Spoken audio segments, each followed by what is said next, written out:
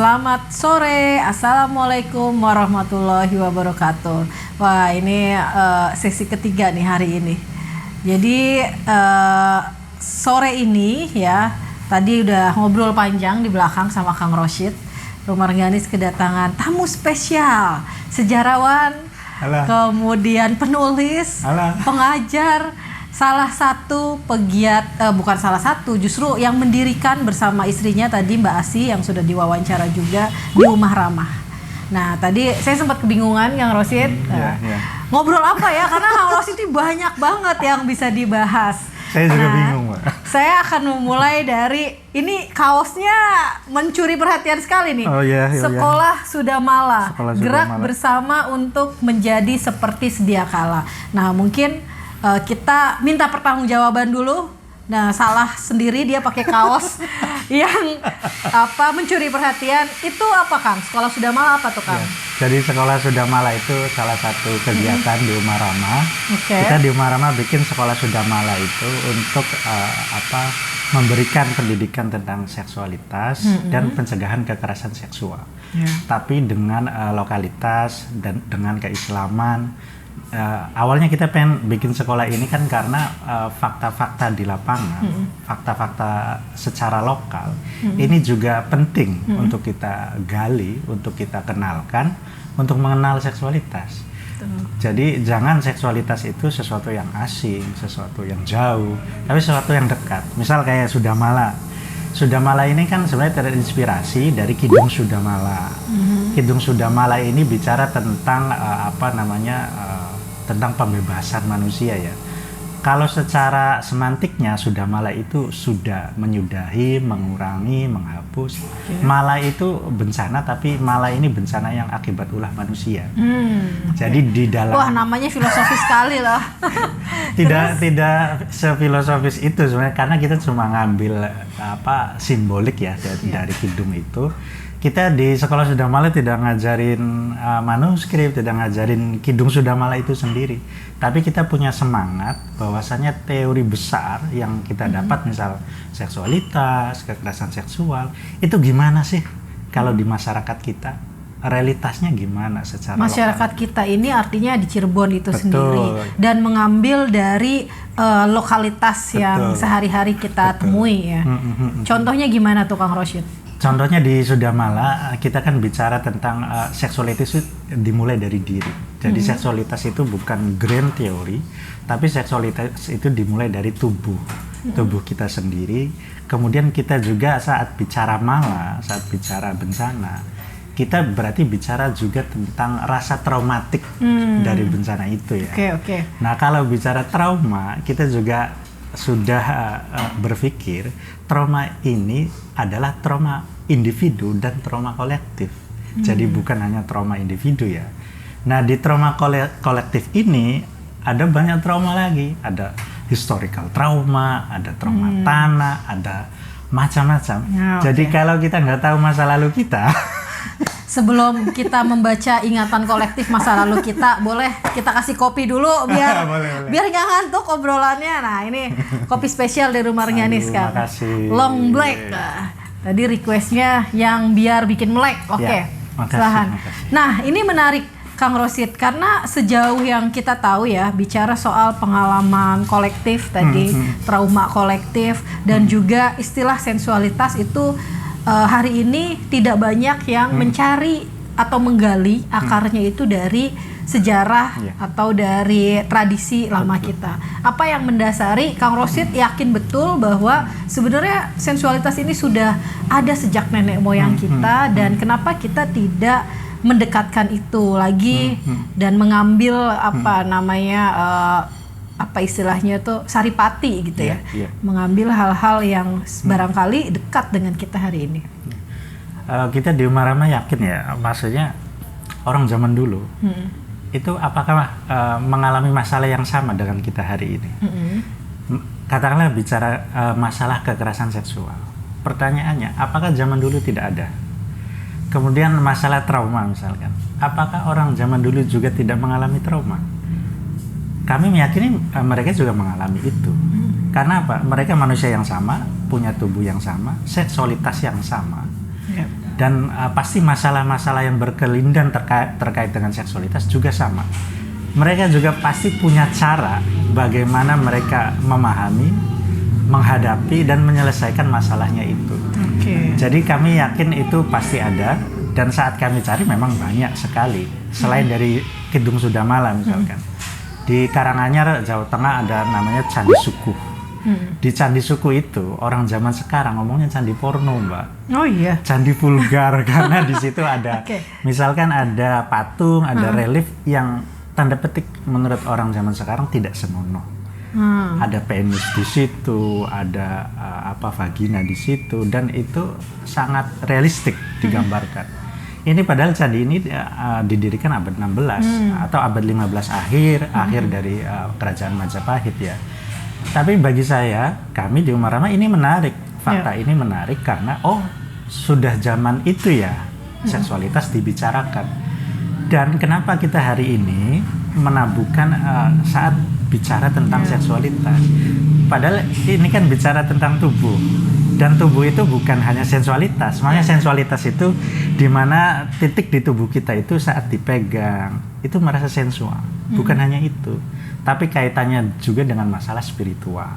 Nah ini yang jarang sekali digali, sehingga saat kita menghadapi masalah itu di tengah masyarakat yang real, itu jadi gagap, ya? Iya, gagap. Kemudian ada juga yang memaksakan konsep-konsep yang kita tahu kita tidak tahu lahirnya di mana, tapi konsep itu kita paksakan untuk menyelesaikan masalah yang sangat lokal. Salah satu contohnya misalnya terlalu latah untuk mengadopsi narasi-narasi besar dari Barat misalnya. Kajian-kajian yang sifatnya tuh ya jauh sekali di bentangan dunia mana yang barangkali tidak sesuai dengan tradisi masyarakat kita. Nah ini perlu diketahui juga teman-teman, upaya penggalian ya dari Kang Rosid ini juga terangkum dalam sebuah buku yang Kang Rosid tulis di tahun 2020 berjudul Folklore Syekh Magelung dan Nyimas Gandasari. Nah saya juga penasaran gitu, ini hasil riset di kampus dulu di kuliah. Ya, waktu kuliah kan riset itu ya Mbak. Tapi itu sebenarnya sebelum Umarama ya. Nah tapi pengalaman melakukan riset folklore ini membuka mata saya terhadap realitas adanya seksualitas yang berbeda. Jadi saat meneliti Syekh Magelung, kita tidak bisa lepas dari sosok Nyimas Gandasari. Karena itu dua pasangan yang konon karena sesuatu tidak menikah. Nah, ada yang ngomong kenapa tidak menikah? Aku riset itu ada banyak alasan. Yang paling banyak itu ada 3 alasan. Pertama, kenapa mereka tidak menikah? Karena mereka masih saudara. Aku cek silsilahnya, ya saudara sih. Tapi kalau menikah itu bukan mahram sebenarnya. Jadi alasan ini nggak terlalu. Nggak masuk akal. Iya. Kemudian yang kedua, alasan kenapa nggak menikah? Karena mereka sufi. Ada yang ngomong begitu. Kenapa sufi? Ya dua-duanya sufi. Jadi dia istilahnya asketik lah, tidak menikah. Ini juga alasan kedua. Kemudian alasan ketiga menarik, karena Nyimas Gandasari itu bukan perempuan. Nah, waktu tahu fakta itu, loh kok ada di narasi katakanlah folklore kita, ada sosok yang begitu dikagumi, diziarahi, diceritakan, tapi dia perempuan yang bukan perempuan, tapi laki-laki. Narasi yang lain ngomong laki-laki bukan perempuan. Nah, ini tuh apa? Nah, masalah seksualitas akhirnya nyambung di masalah Nyimas Gandasari ini. Kemudian saya tulis dan bagaimana kita melihat fakta ini bukan sebagai fakta sejarah, tapi sebagai cerita rakyat. Ya, folklore itu ya. Jadi pendekatannya pun juga harus melalui pendekatan folklore. Nah, saya pernah diwawancari untuk bikin film dokumenter tentang Nyimas Gandasari. Saya ngomong kayak gini, kalau kamu mau tahu secara faktual, ya gali kuburnya. Wah berat tuh, langsung nanti diprotes di mana-mana. Gali kuburnya, dicek itu jenis kelamin aslinya apa. Tapi sebenarnya folklore itu tidak merisaukan ini terjadi secara faktual atau enggak. Nah, sadar atau enggak, Nyimas Gandasari ini laki-laki atau perempuankah aslinya? Masyarakat itu menerima narasi ini. Maksudnya masyarakat tuh tahu kan Nyimas Gandasari itu bukan laki-laki, bukan perempuan, atau jenis kelaminnya diperdebatkan lah katakanlah begitu. Toh masih ramai diziarahi. Toh masih ditawasuli, didoain. Nah ini kan yang kita lupa itu bahwasanya masyarakat ada fakta di mana masyarakat masih menganggap Dimas Gandasari yang jenis kelaminnya itu berbeda, maksudnya berbeda dari kebanyakan orang. Nah disinilah kemudian harusnya seksualitas itu juga ditekati secara kultural. Ini gimana ya? Oh kenapa zaman itu kok bisa ya orang menerima orang dengan jenis kelamin seperti itu, tapi zaman sekarang kok susah.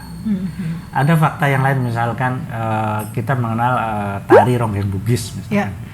Ini kan sebenarnya tarian transvestit ya, di mana laki-laki kemudian berdandan menyerupai perempuan. Seperti perempuan. Betul. Atau di Dinini Towok juga ya. Betul. Bahkan di beberapa performnya kan menggunakan aksen rata rias perempuan. Betul. Jadi banyak sekali sebenarnya hal yang bisa kita gali untuk belajar tentang seksualitas, belajar memahami seksualitas. Misalkan Reog Ponorogo misalkan, itu kan ada yang namanya warok. Itu warok tuh gimana sih? Apa orientasi seksualnya gimana, perilaku seksualnya gimana? Jadi sangat dekat, sebenarnya sangat banyak dan bisa kita pelajari untuk tidak terburu-buru untuk menstigma. Oh ini tuh begini. Nah, kemudian soal mitos juga ya. Gimana sama Kang Rosid melihat di generasi hari ini gitu? Dengan ya Cirebon tentu saja dengan banyak folklore-nya yang begitu kaya, yang bisa dikaji gitu ya. Tidak banyak anak muda yang menggandrungi itu. Apakah itu juga jadi salah satu upaya untuk mensosialisasikan kembali, menceritakan kembali folklore-folklore yang bertebaran ini? Masalah terbesarnya sebenarnya folklore itu dianggap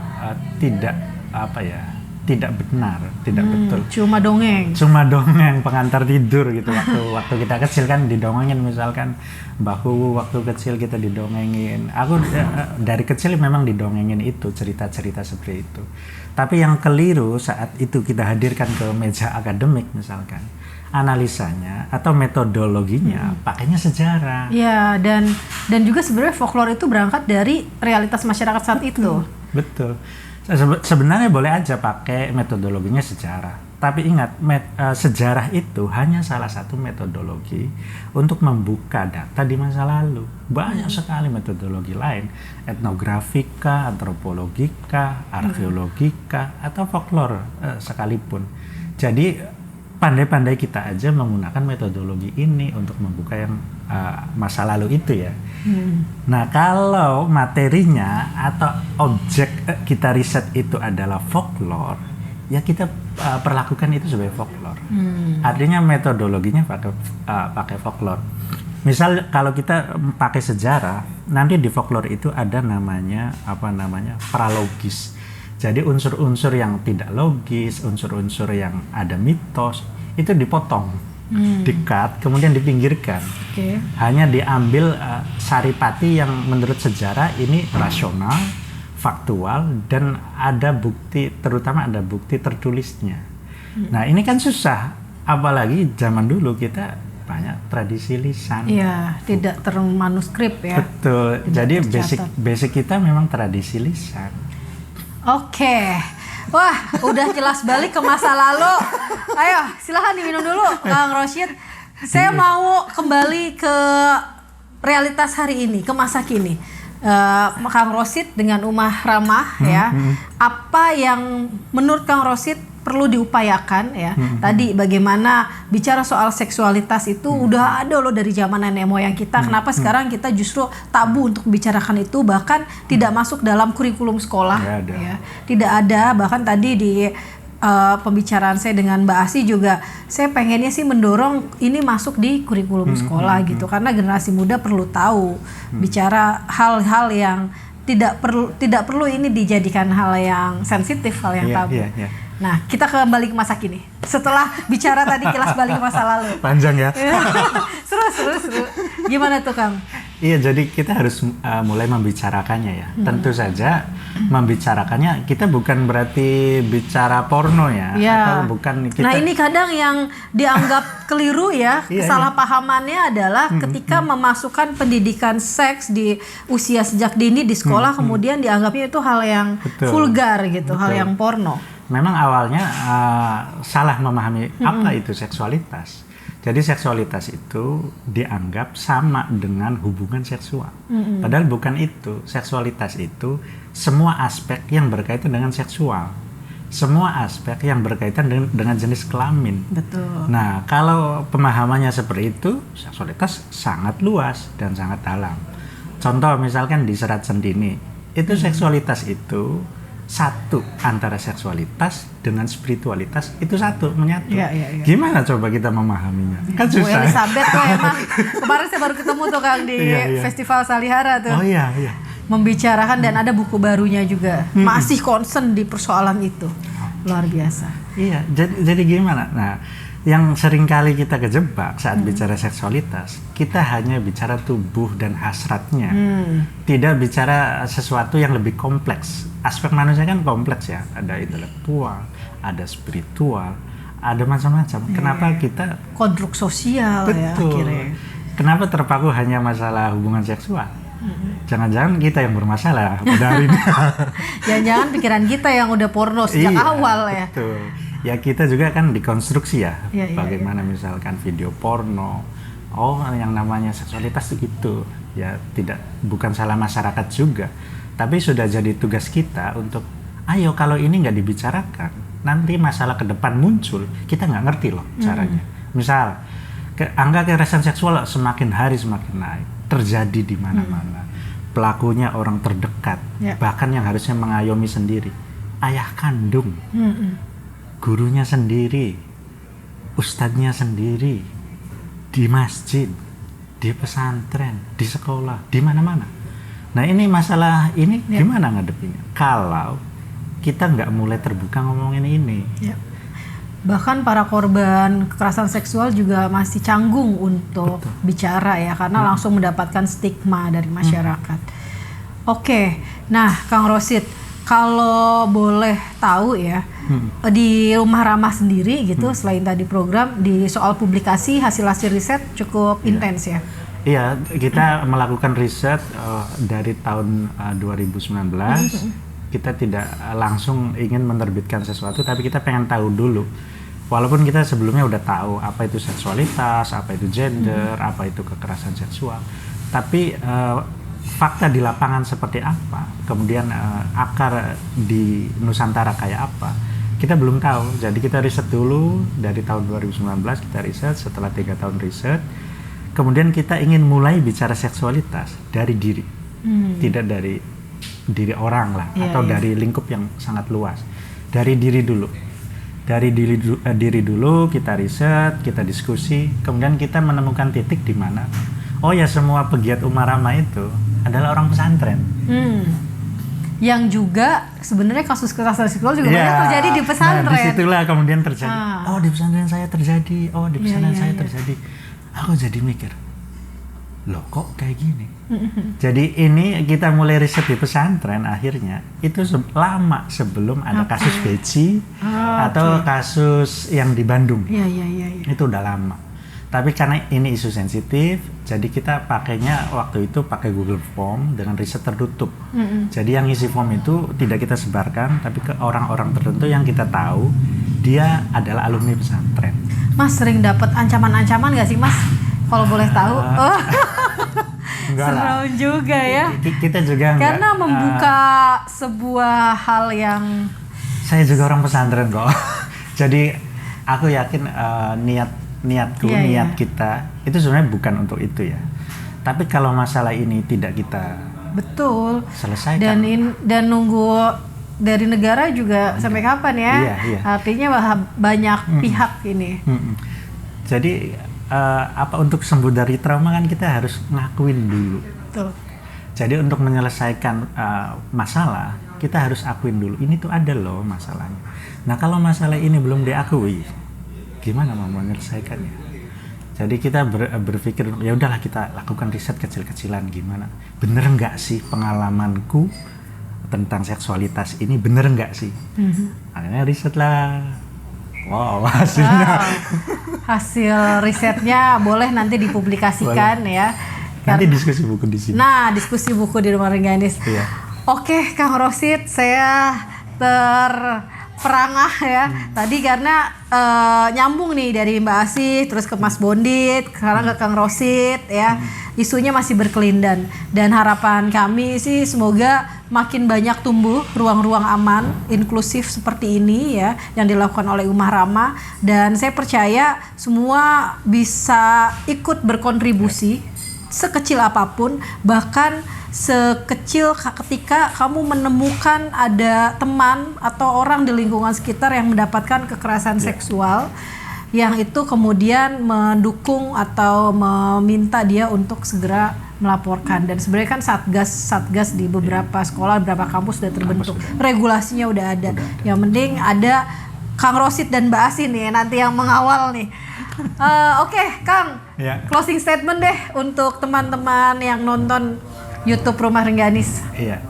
Jadi seksualitas itu bagian tak terpisahkan dari diri kita, baik secara spiritual, secara tubuh, secara emosi, secara psikologis, secara intelektual. Jadi ayolah mari mulai bicara, mulai belajar tentang seksualitas dari dalam diri. Oke, saya kira itu. Terima kasih. Assalamualaikum warahmatullahi wabarakatuh. Tos dulu dong, keren sekali.